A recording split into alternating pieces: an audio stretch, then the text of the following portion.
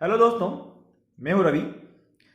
Amazing Ravi में आपके लिए एक कहानी लेकर आया हूं जो हमारे विस्टास क्लास 12th की है।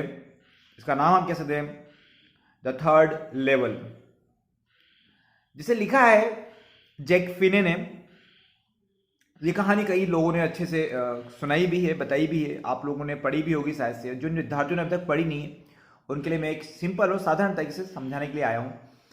अगर ये कहानी आपको समझ में आती है तो टिल द एंड में आपको इसके कुछ क्वेश्चंस, इंपॉर्टेंट क्वेश्चन जो आपके एग्जाम से रिलेटेड रहेंगे और आपके काम आएंगे, आपको बताऊंगा। थोड़ा सा वेट करिएगा। और कहानी जो स्टार्ट होती है रेलवे स्टेशन से स्टार्ट होती है। ये कहना चाहिए मुझे कि ये कहानी एक मति भ्रम यानी कि इल्यूशन पर बेस है, जिसमें हम एक प्रकार से डर का भी अनुभव करते हैं। लेकिन ये कहानी कब और कहाँ जाके खत्म होती है इसे हमें देखना पड़ेगा, क्योंकि ये कहानी का अंत अच्छा नहीं है, समझ से परे है। बट सुनते हैं। ये कहानी बेस है 3 लोगों पर। पहले व्यक्ति का नाम है चार्ली और उसकी वाइफ है लूसिया, उसका एक फ्रेंड है सैम। जी हाँ, जो कि एक साइकेट्रिस्ट है यानी कि मनोचिकित्सक है। ये कहानी करीब करीब शायद 1955 के आसपास बताई जाती है, जिसमें शायद जो वर्ल्ड वार फर्स्ट है वर्ल्ड वार सेकेंड है दोनों ही खत्म हो गए थे। अब कहना चाहिए कि इसमें कई सारे आपको कीवर्ड मैं आपको देता हूं जो आपके सामने स्क्रीन पर अभी सामने आएंगे। इस कीवर्ड में आपको एग्जाम से रिलेटेड या आपको जो इस कहानी को जब पढ़ेंगे तो आपको काम आएंगे कि कैसे इनका उपयोग किया जाता है। इसमें एक चीज़ सबसे ज़्यादा यूज होगी, वो है आपको स्टाम्प। अब स्टाम्प का मतलब समझते हैं ना कि स्टाम्प वो लोग कलेक्ट करने का एक शौक होता है लोगों को, हॉबीज के तौर पर करते हैं कि यार स्टाम्प कलेक्शन करते हैं और उन्हें लगता है कि हम पुराने दिनों को याद कर रहे हैं। ये कहानी वैसे भी कह सकते हैं कि जैसे टाइम ट्रेवलिंग करते हैं हम लोग, वैसी भी है। टाइम ट्रेवलिंग का मतलब कहना चाहिए मुझे कि टाइम ट्रेवल आप यहाँ पर अभी 2021 में हैं लेकिन आप 1955 में पहुंच गए, ये टाइम ट्रेवलिंग कहलाता है। ये टाइम ट्रेवलिंग पर बेस कहानी है। मती भ्रम कह सकते हैं, इल्यूशन कह सकते हैं। चलिए बात करते हैं हम लोग कि एक आदमी है जिसका नाम चार्ली है। वो अपने ऑफिस में काम कर रहा है, जो 31 साल की उम्र है जिसकी, और वो चाहता है कि जल्दी से जल्दी घर पहुंचे और अपनी वाइफ के साथ कुछ वक्त बिताए। वो प्लेटफॉर्म पे पहुंचता है, यानी से कि रेलवे स्टेशन पे पहुंचता है। वहाँ पे 2 बेस है। लेवल 1 जहाँ पर वो पहुंचता है, जहाँ पे वो अपनी ट्रेन का वेट करता है और देखता है कि कुछ देर उसकी ट्रेन पहले इसकी मिस हो गई है। वो वहाँ पहुंचता है और वो देखता है कि उसकी ट्रेन मिस हो गई है। वो जैसे करके लेवल 2 पे पहुंचता है। वहाँ जाके भी वो देखता है कि उसकी ट्रेन वहाँ से भी मिस हो गई है। अब वो इधर उधर भटकने की कोशिश करता है, थोड़ा वक्त बिताता है और तभी सडनली उसे एक रास्ता दिखाई देता है जिससे उसने कभी नहीं देखा होता है। उस रास्ते पे वो एक सुरंग होती है, वहाँ पे सुरंग में वो चले जाता है। सुरंग में पहुँचने के बाद वो रास्ता भटक जाता है और वहाँ देखता है कि कई सारे लोग हैं जो बिल्कुल ही अलग वेशभूषा में हैं। जो कपड़े उन्होंने पहने हैं वो बिल्कुल ही अलग हैं। करीब करीब उसे लगता है कि ये 1855 के आसपास, 1880 के आसपास की कहानी है। 1894 1895 के जो लोग कपड़े पहनते थे वैसे लोग उसे दिखाई देते हैं। वो समझ नहीं पाता कि मेरे साथ हो क्या रहा है। वो तभी सोचता है कि चलो कुछ और देखते हैं। तो वो वहाँ पे टिकट काउंटर पे पहुँचता है।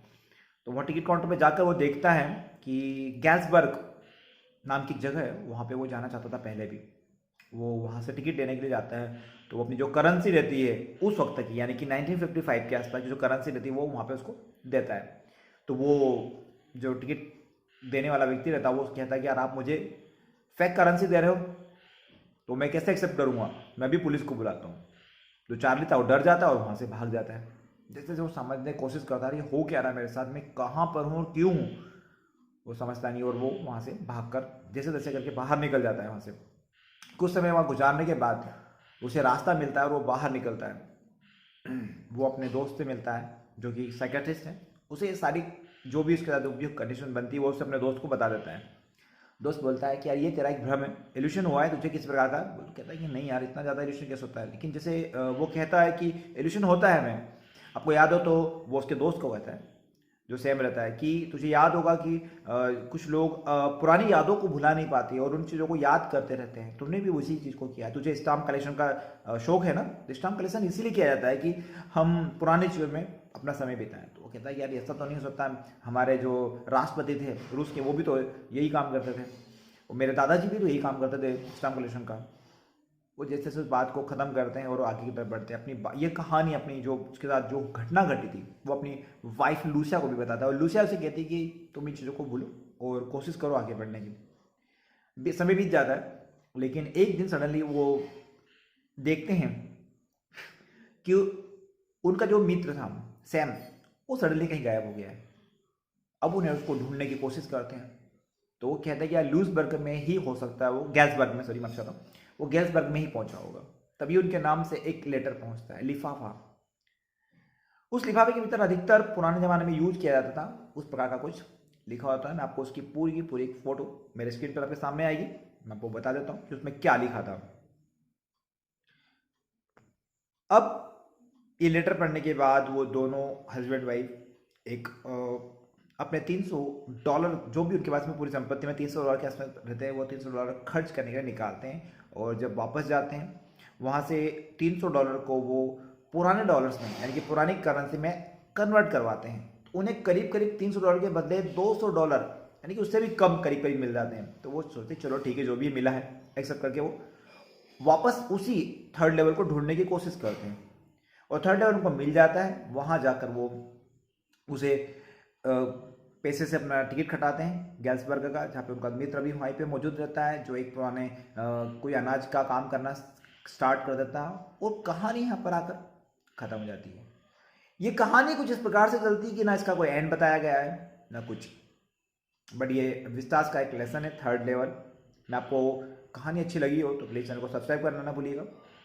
अब मैं आपको कुछ इंपॉर्टेंट क्वेश्चंस के बारे में बता देता हूँ, उन इंपॉर्टेंट क्वेश्चन जो आपको एग्जाम में बहुत काम आएंगे। इन क्वेश्चंस के आंसर्स भी आप लिख लीजिएगा, मैं आपको यहाँ पे स्क्रीन पर आपके बताते रहूँगा। चलिए देखते हैं हम लोग क्वेश्चन नंबर 1।